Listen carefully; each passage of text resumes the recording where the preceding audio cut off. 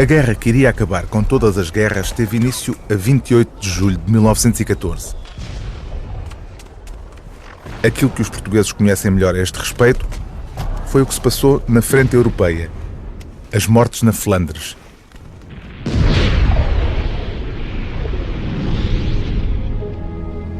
Poucos saberão que tivemos a guerra bem mais perto, às portas de Lisboa. Quando se pensa na Primeira Guerra Mundial, temos a ideia de uma guerra longínqua. Pensa-se nos 50 mil mobilizados para o ultramar e, sobretudo, claro, nas trincheiras. Mas será que Portugal não funcionou também como teatro de operações? E porquê que existiram, em território português, campos de prisioneiros alemães?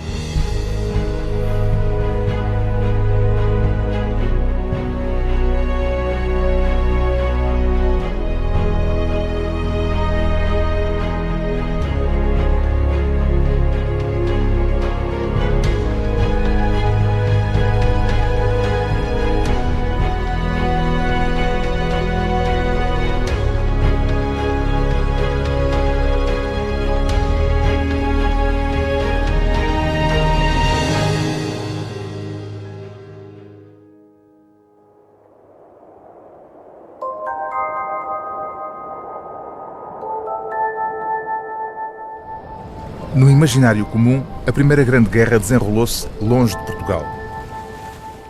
Ficaram gravadas na memória popular as imagens dos soldados portugueses nas trincheiras, em França.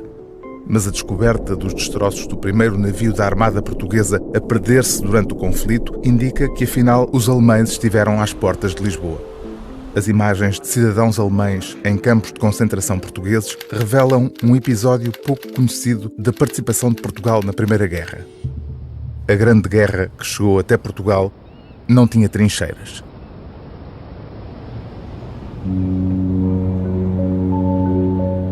Na tarde de 23 de fevereiro de 1916, a pedido da Inglaterra, a Armada Portuguesa toma posse de 38 navios mercantes alemães ancorados em Lisboa. A requisição dos navios levou a Alemanha a declarar guerra a Portugal. Subsiste até hoje a ideia de que Portugal, por causa da velha aliança luso-britânica, não teve outra escolha quando a Primeira Guerra eclodiu, senão honrar esse pacto.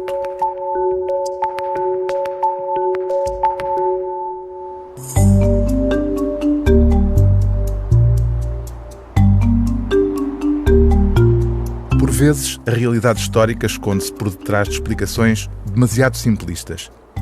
Dizer que foi a Inglaterra que pediu a Portugal para entrar na Grande Guerra, garante o historiador Luís Alves de Fraga, que tem várias publicações sobre o tema, é um desses casos. É correta a ideia de que Portugal entrou na Primeira Guerra Mundial a pedido dos ingleses? Historicamente faz sentido. Eu poderia dizer que a Inglaterra pede a Portugal para entrar na guerra porque pediu a Portugal para requisitar os navios alemães e austríacos que estavam recolhidos desde o começo da guerra, desde 1914, nos portos marítimos ou fluviais portugueses. Mas o que aconteceu não foi uma requisição, foi uma apreensão. Exatamente. Foi uma atitude bastante mais beligerante da parte do governo português. Portugal podia ter apreendido esses navios de uma forma mais suave, digamos. Sim. Aqui o que interessava era, por meio de um golpe claramente militar, tomar os navios com arrogância, de forma a que a Alemanha se sentisse ofendida, para poder Portugal afirmar ao mundo que a Inglaterra tinha pedido auxílio a Portugal. Isso era o interesse do governo de Afonso Costa. Isso é o interesse do governo de Afonso Costa. Não tanto dos ingleses. Os ingleses não tinham interesse nenhum em que isso acontecesse. Absolutamente nada. Absolutamente nada. Bastava-lhes que os portugueses arranjassem os navios. Os navios, exatamente como a Itália fez. Porque a Itália também requisitou navios e, contudo, não foi por isso que ela entrou na guerra. Num relatório inglês classificado como secreto, analisam-se as possíveis consequências da ação portuguesa. Suspeita-se que a requisição dos navios provocaria a declaração de guerra por parte da Alemanha, criando um confronto que poderia chegar até Moçambique e levar também Espanha a apoiar os alemães e o Império Austro-Húngaro. Se o exército espanhol é mau, sublinhava o relatório, o português é certamente muito pior, realçando que, com a requisição dos navios, a Inglaterra ficava moralmente responsável por apoiar Portugal, o que poderia implicar o envio, segundo o texto, de uma considerável força expedicionária para Portugal numa nova frente de combate. Podemos ter a certeza que o governo de Afonso Costa quis, de facto, que Portugal entrasse na guerra? Sim, sem dúvida absolutamente nenhuma, o governo de Afonso Costa queria que Portugal entrasse na guerra. Tendo Portugal sido uma república, tendo se transformado numa república, havia que cortar com os velhos hábitos da monarquia.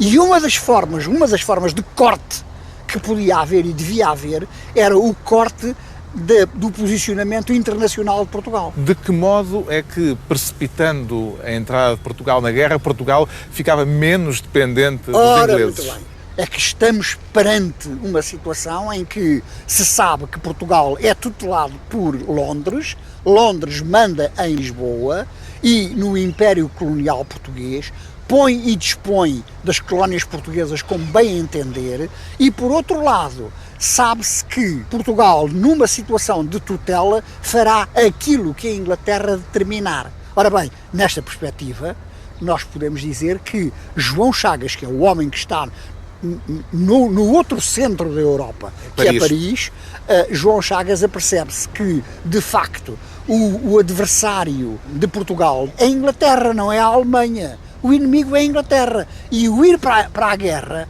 era uma forma de afirmar ao mundo que nós nos sabíamos impor, ainda que de uma forma subtil, nos sabíamos impor aos ingleses para os obrigar a reconhecer a nossa soberania e a nossa independência. E, de certo modo, dentro da nossa pequenez, a nossa grandeza.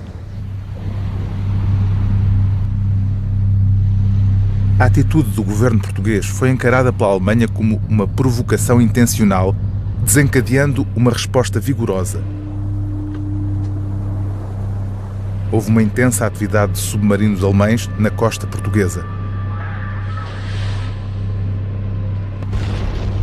Portugal perdeu 100 navios mercantes e 2 navios de guerra durante o conflito.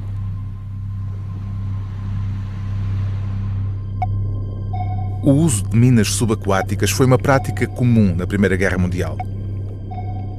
O engenho era colocado em profundidade para não ser visto e para atingir o casco de navios de grande porte. Foi assim que nasceram os caça-minas, navios especializados em detectar e destruir as minas colocadas debaixo d'água pelos submarinos.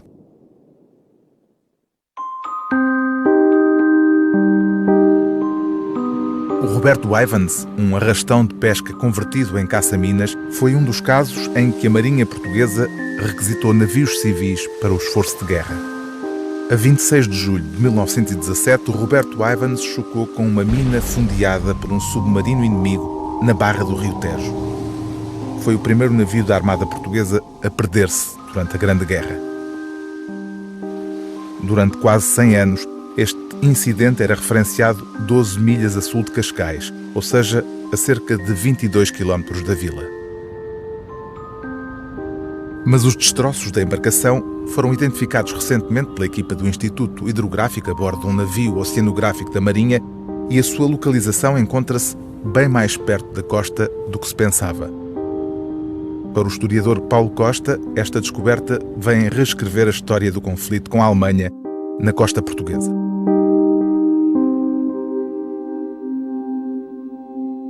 O que é que aconteceu ao caça-minas Roberto Ivans? Era um caça-minas português, navegava em conserva com um outro navio que era o Bérrio. Navegar em conserva quer dizer... Em par, lado a em lado. Binómio. Estavam os dois juntos, numa missão de rossega de minas na Barra do Rio Tejo, 1917. Estavam já a regressar à base, quando colidiu com uma mina que não detectou. Mas o que é que foi reportado exatamente quanto à localização onde aconteceu? Sim, o que foi reportado, 26 de julho de 1917, é que o caça-minas Roberto Ivans tinha colidido com uma mina 12 milhas ao sul de Cascais. Os alemães anotavam o sítio onde deixavam as minas? Claro, todas as coordenadas, sempre que um submarino alemão deixava minas, anotava a posição, as coordenadas com rigor eram registadas. E temos esse registro? Sobreviveu até hoje. Sabendo que numa guerra todos os movimentos são registados, Paulo Costa examinou os diários de vários submarinos alemães.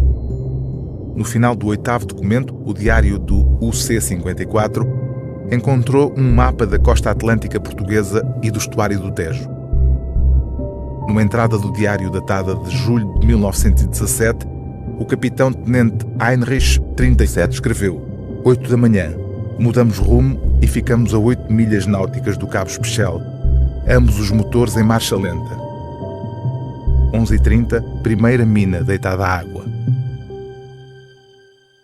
Esta era a localização do Roberto Ivans. Essa é a localização dos destroços. É a localização do destroço. O primeiro registro escrito que existe deste destroço é de 1970, mas é presumível que a comunidade de pescadores o conheça até há mais tempo do que isso. Não fazia ideia do que era. Exatamente, ele não estava identificado. Há aqui um outro mapa que indica onde a posição das minas. Os alemães puseram as minas.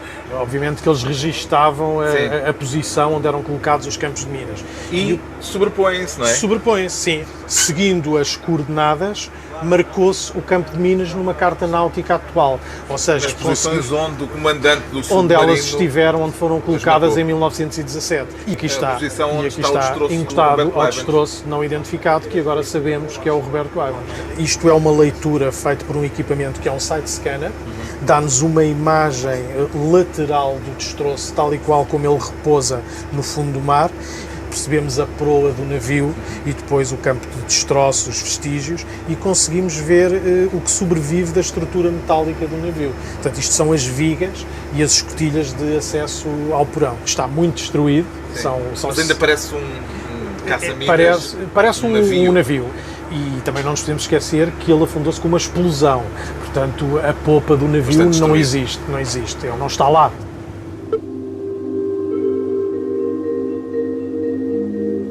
As imagens dos destroços captadas pelo sonar do navio Andrómeda lançam um novo olhar sobre a real dimensão do que foi a ameaça submarina alemã em águas territoriais portuguesas. As descrições da época localizaram invariavelmente o naufrágio a sul de Cascais, a 22 km da costa. Nos jornais saiu o seguinte relato: o caça-minas Roberto Ivans andava no seu perigosíssimo trabalho de rossegagem quando, às 13 horas do dia 26, encontrando-se a 12 milhas náuticas ao sul de Cascais, se deu uma súbita explosão que o fez saltar, partido pelo meio, afundando-se em 1 minuto.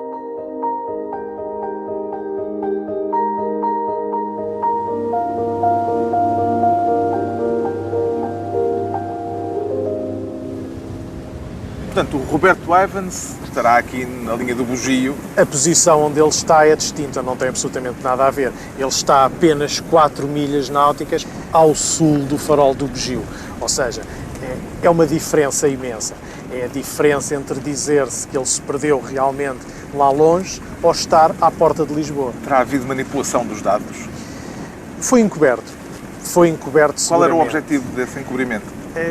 Era muito complicado, na altura, assumir-se, em 1917, que o inimigo alemão estava às portas de Lisboa. O farol do Bugio é a entrada, o farol do Bugio e São Julião da Barra é a entrada do Porto de Lisboa.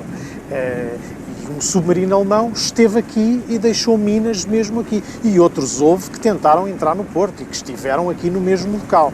Agora, o assumir-se o afundamento do caça-minas neste local, 4 milhas náuticas ao sul do Bugio, era assumir-se perante a opinião pública, perante a oposição, de que os alemães tinham chegado a Lisboa e estavam aqui.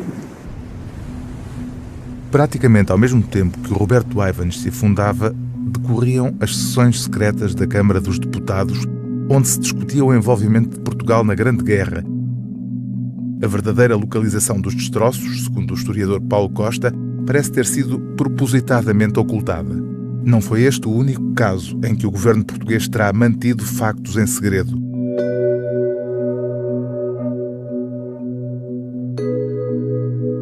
A existência do depósito de concentrados alemães foi silenciada com a instauração da censura, em 1916. O governo português dá ordem de expulsão a quase todos os alemães que se encontram em território nacional. As únicas exceções são os homens com idades entre os 16 e os 45 anos. O objetivo é impedi-los de se juntarem às tropas germânicas. O Estado português determina que serão conduzidos para local designado pelo governo e os seus bens são confiscados ou vendidos pelo Estado. Os Burmester, uma família cujo nome ainda hoje associamos às casas de vinho do Porto, garantiam nem sequer ser alemães, já que o patriarca, Johann Wilhelm Burmester, nasceu em Hamburgo, na altura cidade independente que não pertencia à Confederação Alemã. Mesmo assim foram expulsos.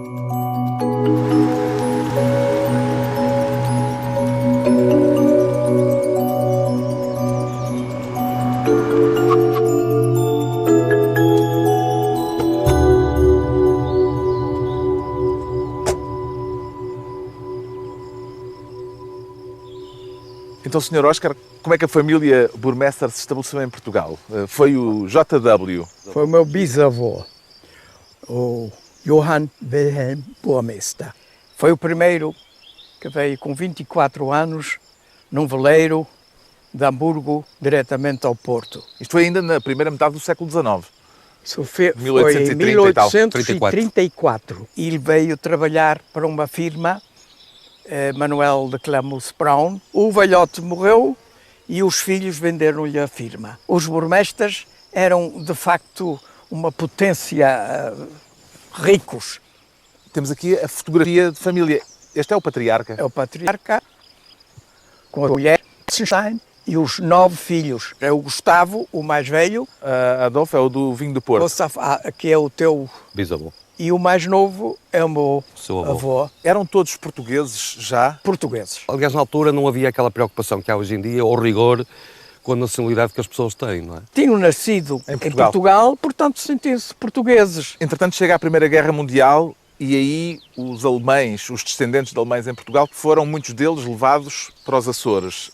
Isso não aconteceu com a família Burmester? Não, quase toda a família aqui do Norte fugiu tudo para Vigo e para Tui. Havia uma alternativa, ou eram internados ou tinham de sair do país. Na prática foram expulsos, não é? E o Estado português tomou conta dos negócios? Tudo.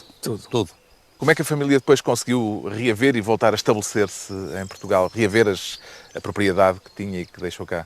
Eles tiveram que comprar, depois da guerra, outra vez os prédios franceses. Nacionalizado? Foi tomado pelo Estado ou foi tomado por particulares? Não, o Estado confiscou.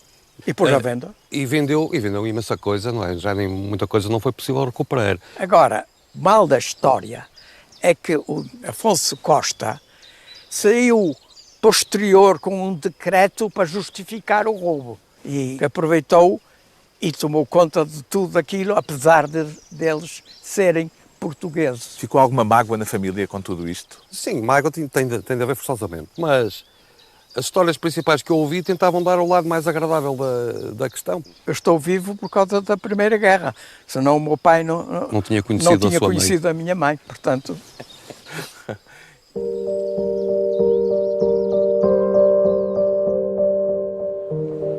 Ao contrário da família Burmester, que conseguiu sair de Portugal, cerca de 1000 alemães que ficaram foram feitos prisioneiros.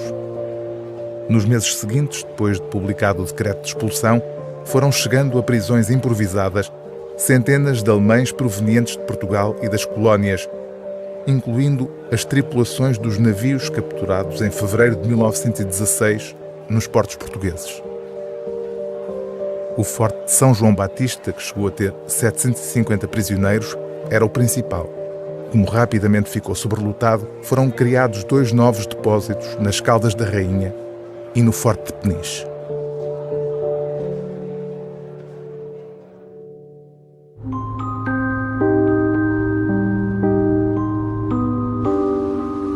O nosso próximo destino, a Fortaleza de Peniche, viu o seu espaço utilizado de forma diversa de acordo com as vicissitudes históricas de cada época.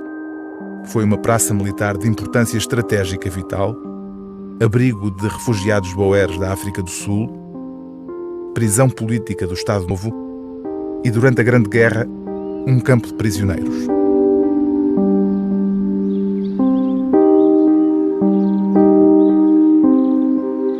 Pode-se dizer que isto era um campo de concentração durante a Primeira Guerra Mundial? Um depósito de concentrados, era a expressão oficial. Sim, era a expressão Depósito de concentrados alemães? Alemães e austríacos. Austríacos estiveram também. cá. Quantas pessoas? Cerca de 180 pessoas, entre 1917 e 1919. 15 famílias e 16 crianças. E estavam cá confinados? Estavam cá confinados. Não saíam para Peniche? Não saíam. Estavam obrigatoriamente Estavam aqui? obrigatoriamente aqui. A memória coletiva optou por esquecer o depósito de concentrados alemães, a designação pela qual ficou conhecido o campo de concentração instalado no Forte de Peniche. Como é que estava organizado este depósito de concentrados alemães? O campo estava organizado por classes sociais, sendo que a primeira classe compunha-se pelos oficiais dos navios. É bom entender que boa parte dos presos que aqui estavam eram munições dos navios alemães e austríacos que tinham sido apreendidos pelo governo português e que deu início à declaração de guerra. Portanto, na primeira classe estavam esses oficiais, na segunda classe comerciantes, não tão abastados como aqueles que estariam na primeira classe, e depois na terceira classe estariam a tripulação dos navios, a raia da miúda, por assim dizer. Ou seja, era uma organização por classes sociais. Sim. Que tinha sido, não lhes foi imposta. Foram os próprios que se organizaram dessa maneira. E havia boas relações entre os alemães que estavam aqui confinados e as autoridades portuguesas? Ou houve momentos de tensão? Era tudo mais ou menos pacífico, exceto quando havia tentativas de fuga. Aí sim. Houve tentativas de fuga? Houve pelo menos 2 tentativas de fuga. Bem-sucedidas? Nenhuma bem-sucedida. Quer dizer, pelo menos aqui no caso de Peniche, apanhei 2 tentativas de fuga. Num dos casos, o evadido conseguiu chegar a Santarém e depois foi preso e foi confinado a 30 dias de isolamento. Depois um outro que resolveu no dia do seu 25º aniversário fugir e quis comemorar comemorar o aniversário em liberdade e foi capturado já em Alcoentre e depois voltou e teve o mesmo direito aos mesmos 30 dias. O engenheiro naval Wienen Loser conseguiu escapar e celebrar o seu 25º aniversário em liberdade. Mas pouco depois foi capturado e punido. Não era permitido sair do forte entre o toque de recolher e o toque da alvorada, e a correspondência estava sujeita à censura. Os prevaricadores eram castigados com dias de prisão e isolados em celas disciplinares. Houve casos de epidemias aqui. Em Angra do Heroísmo havia muito mais gente, uma população prisional muito maior, e há relatos de situações de epidemias e até de mortes. Isso aconteceu aqui?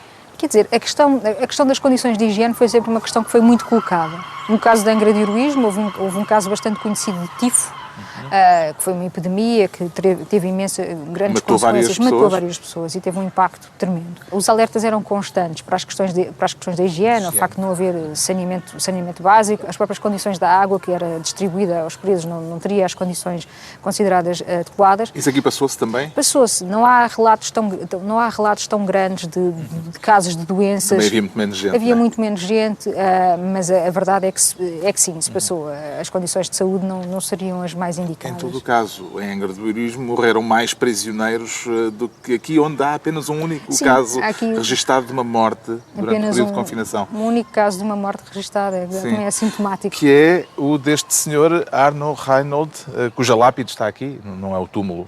E a inscrição é curiosa porque diz aqui jaz longe da pátria, longe de casa. Temos alguma informação sobre ele? Não, a única coisa que temos é a idade da sua morte, que foi bastante jovem, com 31 anos. Curiosamente, das listas de prisioneiros aqui do campo que são conhecidas e que estão publicadas, o nome deste senhor, apesar de ser o único a morrer aqui, não surge nem com profissão, nem com a sua proveniência. Nós não sabemos de onde é que ele veio, não há indicação sequer de qual seria a sua profissão. Portanto, poderá ter qualquer uma das profissões que nós possamos imaginar, ou ser membro de uma guarnição de um dos navios que foi apreendido. Sabemos apenas que foi, para a história, para o bem e para o mal, o único que morreu aqui em Peniche. A Grande Guerra em Portugal refletiu a confusão instaurada durante a Primeira República. Enquanto as tropas portuguesas combatiam em África e na Flandres, um navio português era afundado pelos alemães às portas de Lisboa. Famílias alemãs, algumas delas já há muito radicadas em Portugal, lutavam por regressar ou por sobreviver em campos de prisioneiros.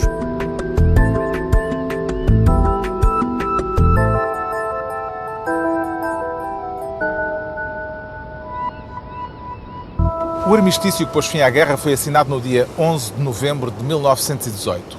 Quase um ano depois chegou aos Açores um vapor destinado a levar os alemães de regresso a casa. Um dos prisioneiros no forte de Angra do Heroísmo, em desespero, segundo se conta, atirou-se ao mar com o objetivo de chegar ao barco, mas não o atingiu e acabou por morrer afogado. Foi a última vítima da Primeira Guerra em Portugal.